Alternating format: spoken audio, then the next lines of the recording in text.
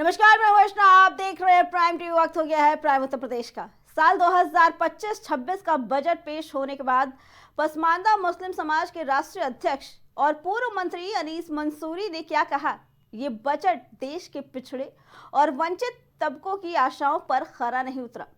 उन्होंने विशेष रूप से पसमानदा मुस्लिम समाज की उपेक्षा पर चिंता जताई और कहा कि प्रधानमंत्री नरेंद्र मोदी हमेशा इस समाज के कल्याण की बात करते हैं, लेकिन वित्त मंत्री निर्मला सीतारमण ने इस बजट में उनके लिए कोई ठोस प्रावधान नहीं किया।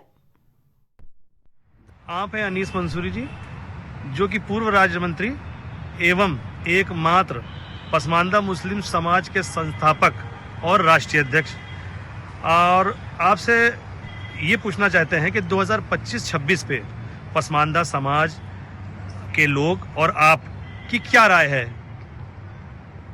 देखिए, ये जो 2025-26 का बजट आया है,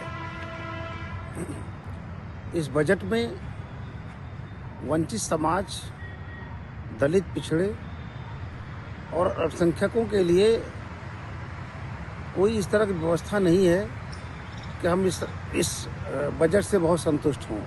ये निराशाजनक बजट है। सरकार का लोक लुभावन बजट है। ये चुनावी बजट है।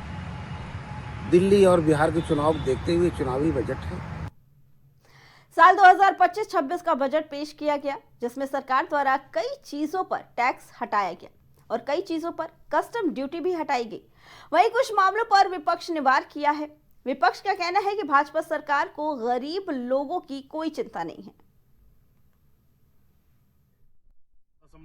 ये बजट एक लोक कल्याणकारी सरकार का बजट नहीं हो सकता।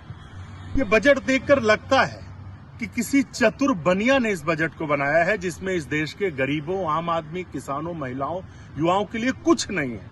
स्वास्थ्य के बजट को घटाकर 1.94% कर दिया गया। शिक्षा के बजट को घटाकर 2.60 से 2.53% कर दिया गया।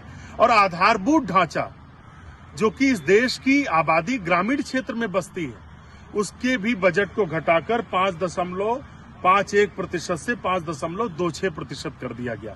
डिजिटल इंडिया का नारा देने वाले झूठे लोगों ने इसमें डिजिटल इंडिया के बजट को घटा दिया।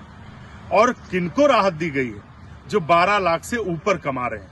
आप अंदाजा लगा सकते हैं कि ऐसे दौर में जब बेरोजगारी और महंगाई इस देश में 45 साल में सबसे ज्यादा है, तो कितने लोग हैं जिनकी आय 12 लाख से ज्यादा है?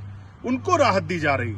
सरकार सिर्फ उद्योगपतियों के लिए काम कर रही है। उनको इस देश के गरीबों से, आम आदमी से, युवाओं, किसानों, छात्रों से कोई लेना देना नहीं है। IIT, IIM में छात्रों को सस्ती फीस की उम्मीद थी, उसमें भी धोखा मिला। और किसानों को तो MSP का नाम तक सरकार ने नहीं लिया। इस बजट को इस देश की जनता ने 10 में 0 नंबर दिए हैं। ये बजट सिर्फ धोखा है, सिर्फ छलावा है। ये लोक कल्याणकारी सरकार का बजट नहीं।